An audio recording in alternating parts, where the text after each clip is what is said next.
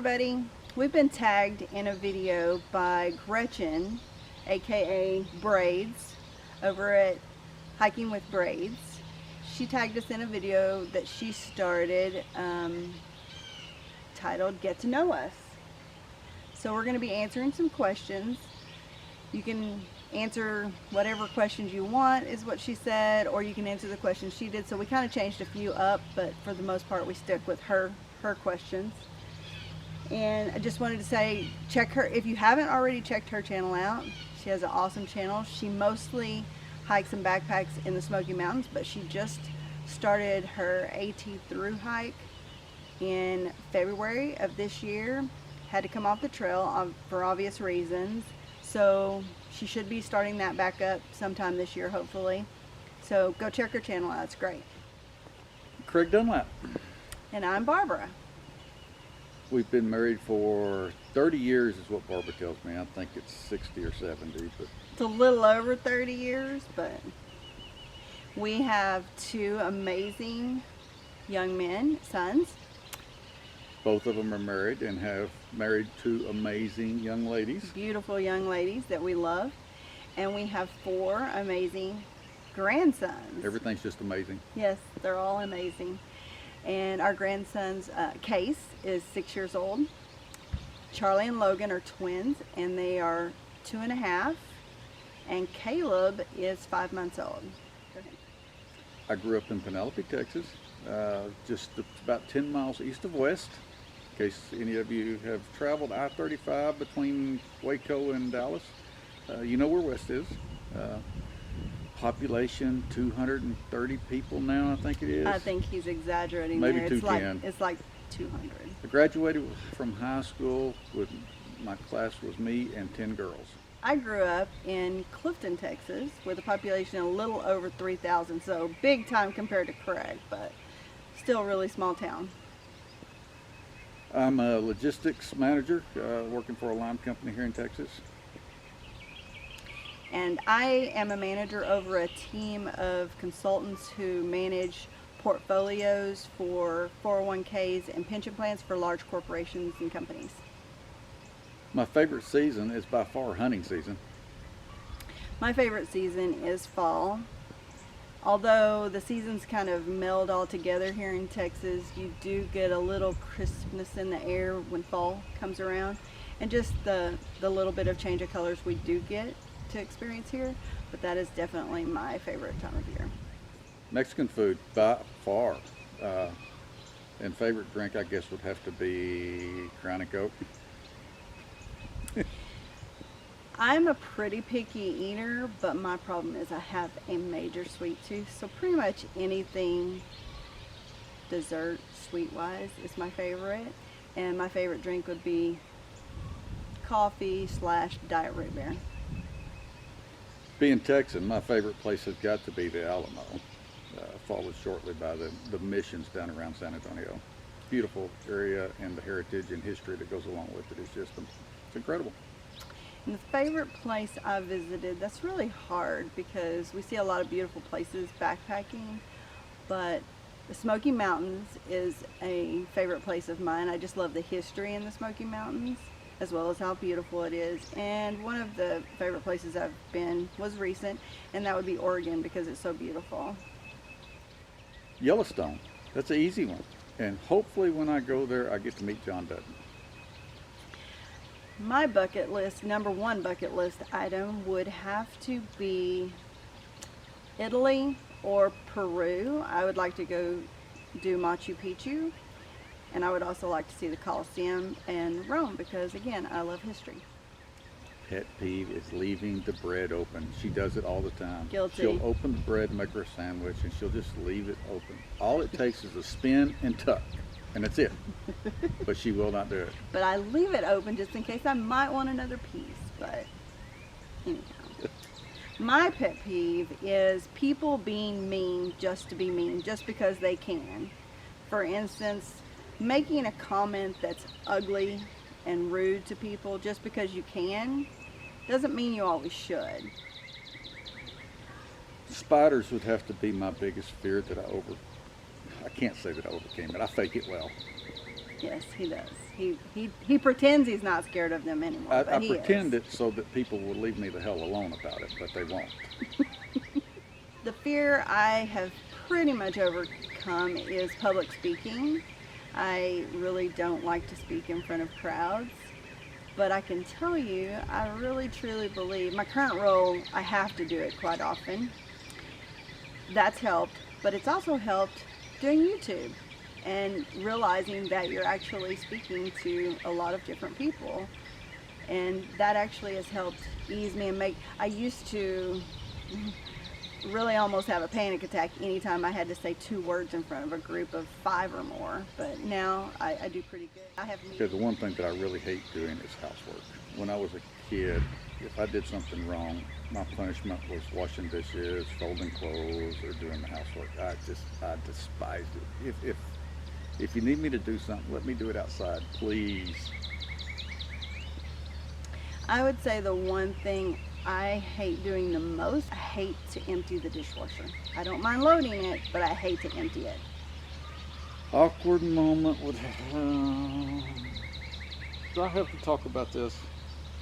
So, I had to replace a sewer line at my house one time, and it was a city sewer, and lived on the highway, and as I was Middle of town, pretty much. Yeah, as I was digging out this line, I had called the city and asked them to identify if there were any other lines on the property. They said, nope, you should be fine. As I was digging, I hit a 2-inch gas main. Pretty well shut down that end of town, rerouted traffic around the whole end of town. And to this day, this was 20 years ago, and people still remind me of that event periodically. That's why he's called Gas Man. Yeah. It was so bad. Don't go to think. I was in the house when it happened, and I saw the fire trucks drive up and the police drive up, and they're jumping out and suiting up. They come knock on the door to get me to leave the house, and I don't want to answer the door because I don't want everyone outside that's standing around staring to see me. It was quite the crowd. It was in the local newspaper, front page. Yeah, front page. I'm famous. So for me, my most awkward moments are actually when you should know someone's name and who they are, but you just for the life of you cannot remember that, because I can remember faces, but names I have a really hard time with sometimes. So those type of situations. So every behavioral test I've ever taken has told me that I was an introvert. I can assure you from the last 3 weeks of being cooped up in this house from this COVID-19, there is no way that I'm an introvert. I need people, and I need them badly. I'm not enough, evidently, because we are together. I would say I'm in between both because I'm pretty outgoing and I love to be around my people. Her people. It's a small group. But I'm also quite okay with just being with myself, because I have found that I'm okay with the situation where I hate to shop. I'm okay with ordering all of anything I need and having it delivered to me. But I do miss certain people and being able to interact with certain people. But I miss all of y'all. Every dang one of you. I can tell you, YouTube has helped me though through there. Talking about feelings. I don't want no part of that. Just let me be on my own. Let me do my thing. Let me ball it all up inside like I'm supposed to do. Until it explodes. As my toxic masculinity or whatever you want to call it. And just let me deal with it. What makes me uncomfortable is being the center of attention. I don't really like to be the center of attention. Going back to the public speaking piece, that's part of that. It's a good thing, so we don't have to share that. Yeah, because he likes being in the spotlight. That's why you see him in most of our videos and you don't see me. And it's awkward for me to receive things from people, and I don't feel like it's a pride thing. I just would rather give than receive. I love to give to others, but it makes me feel awkward when someone gives to me. I don't know if that's weird or not. It's weird, but that's okay. I love hunting, fishing, pretty much anything outside. Yeah, the last 3 weeks I found out that I've even loved to mow. I can't wait to mow, so I have something to do. But it'd have to be spending time with my kids and my grandkids. Yeah, that's been the hardest thing for me, is not being able to be around my kids and grandkids and our parents and hug on them and kiss on them and love them. That's been tough. And then when you hear the grandbaby on FaceTime saying, I want to go to Gigi Papa's house, and you have to say, oh, I'm sorry. Yeah, that's been tough. I chewed tobacco, dip snuff for 40 years and quit cold turkey about 4 years ago now. You quit 3 years? 2017, right? You quit in January. Yeah, 3.5 years ago. So yeah. That was the hardest thing I've ever had to do. Personally, yeah. But quitting cold turkey, I let it make me mad, and that's what helped me get through it. So that was my biggest struggle. Mine was probably the same as far as personal struggle. I used to smoke, and I quit smoking in December of 2016. And I can tell you, sadly, my health was not enough to make me want to quit, but knowing I had a trip in Colorado coming up to backpack, and it was going to be hard enough with the elevation, that prompted me to quit. And for good. I set them down, never picked them back up, have not even wanted to pick them back up. Yeah, she was the smoker, and we had to come off the trail because of me on that hike. Yeah, that's true. Yeah, Which and absolute best decision I've ever made. Once we realized that was what we wanted to do, we had to want to.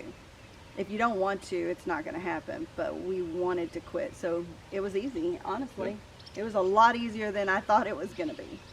It was easy once I got mad. Yeah, I had smoked for 20 years. Craig had dipped for way longer because he was a bad child.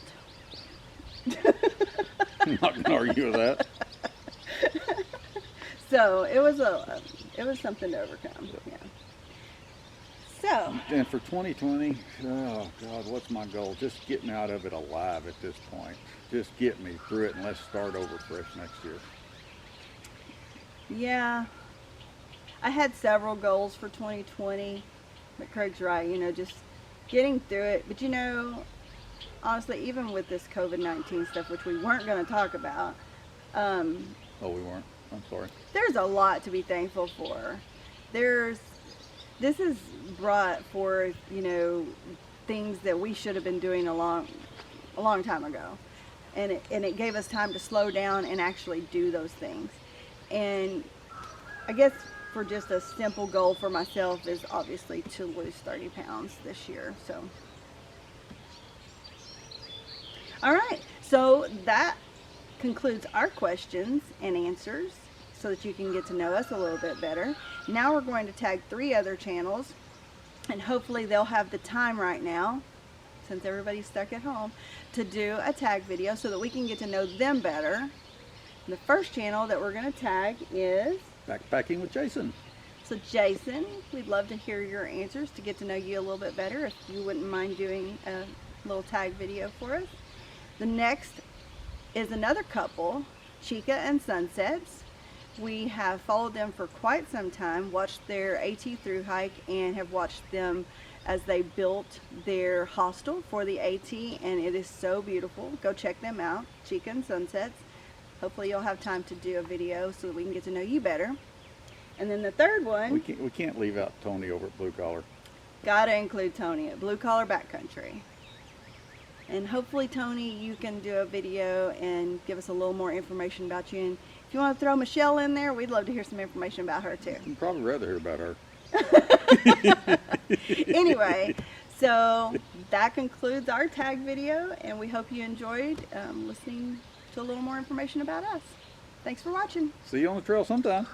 Bye.